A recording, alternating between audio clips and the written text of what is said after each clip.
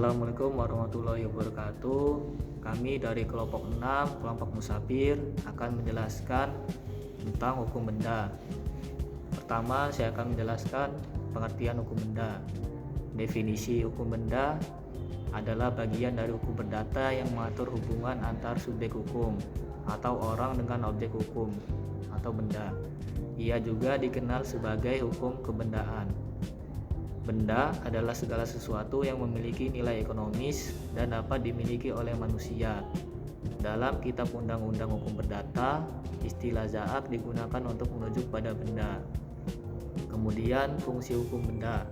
Yang pertama mengatur hak dan kewajiban, yang kedua menentukan jenis-jenis benda, yang ketiga melindungi hak milik.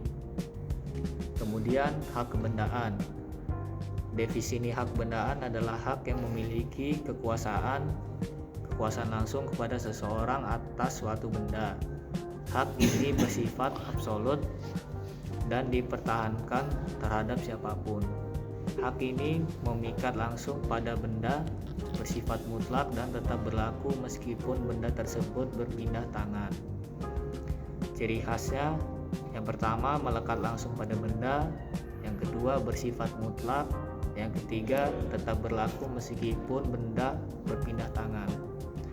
Contohnya, hak milik, hak guna bangunan, hak guna usaha, dan hak pakai. Beberapa contohnya diatur dalam KUH Perdata.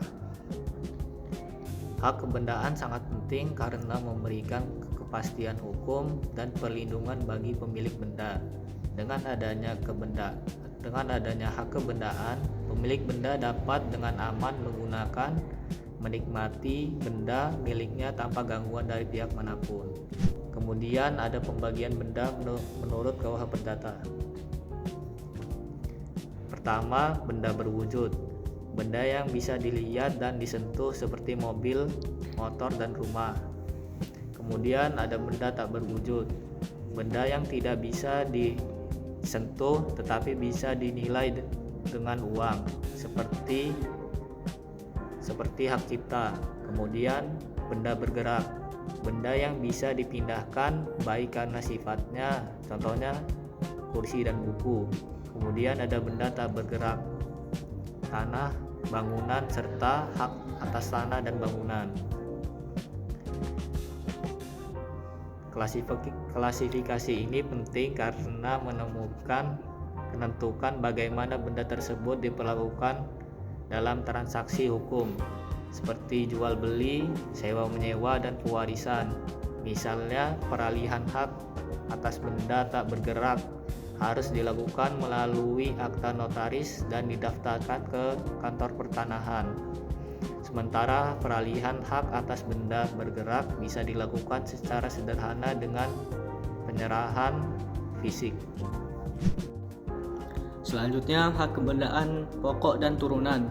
Yang pertama ada hak milik, yaitu hak pokok atas benda. Yang kedua ada HGU atau HGB, yaitu hak turunan atas tanah. Yang ketiga ada hak sewa, yaitu hak turunan untuk menggunakan. Hak kebendaan pokok adalah hak milik penuh atas suatu benda. Sementara hak kebendaan turunan adalah hak-hak lain yang berasal dari hak milik, seperti hak guna usaha atau HGU, hak guna bangunan atau HGB, hak pakai, dan hak sewa. Selain itu, terdapat juga hak jaminan seperti hak gadai, hak hipotek, hak fidusia, dan hak tanggungan.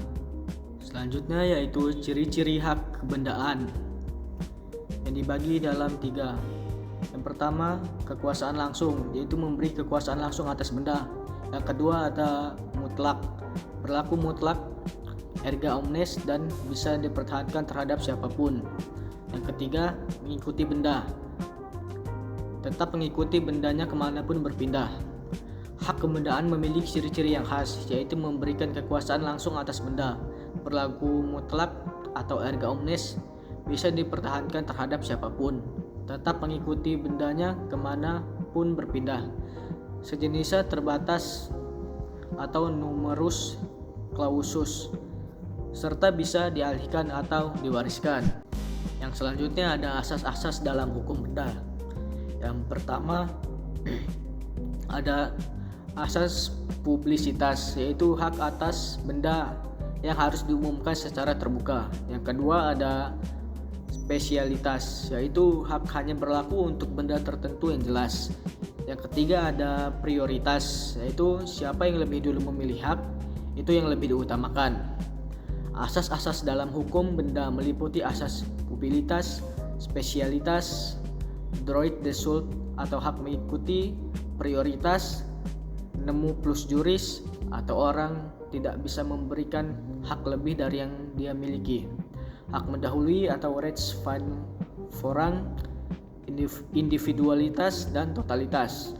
Asas-asas ini jadi landasan dalam penerapan hukum benda dan memastikan keadilan serta kepastian hukum dalam setiap transaksi yang melibatkan benda. Demikian dari saya, selanjutnya akan disampaikan oleh rekan saya. Terima kasih. Selanjutnya, perolehan dan hapusnya hak bendaan. Hak bendaan dapat diperoleh melalui berbagai cara seperti jual beli, hibah, tukar menukar, warisan, kadaluarsa atau berjaring, dan penyerahan nyata atau hukum. Hak bendaan juga bisa hapus jika bendanya hilang atau rusak. Hak dilepaskan berpindah ke orang lain atau karena kadaluarsa. Selanjutnya, sistem penyerahan dalam hukum benda. Dalam hukum benda terdapat dua sistem penyerahan, yaitu penyerahan nyata atau fisik untuk benda bergerak, dan penyerahan hukum menggunakan akta dan pendaftaran untuk benda tak bergerak. Sistem yang berlaku di Indonesia adalah prinsip tradisional stelsel, di mana peralihan hak harus disertai dengan penyerahan. Yang terakhir, jaminan kebendaan. Jaminan kebendaan digunakan untuk menjamin pelunasan utang. Jenis-jenis jaminan kebendaan meliputi gadai, benda diserahkan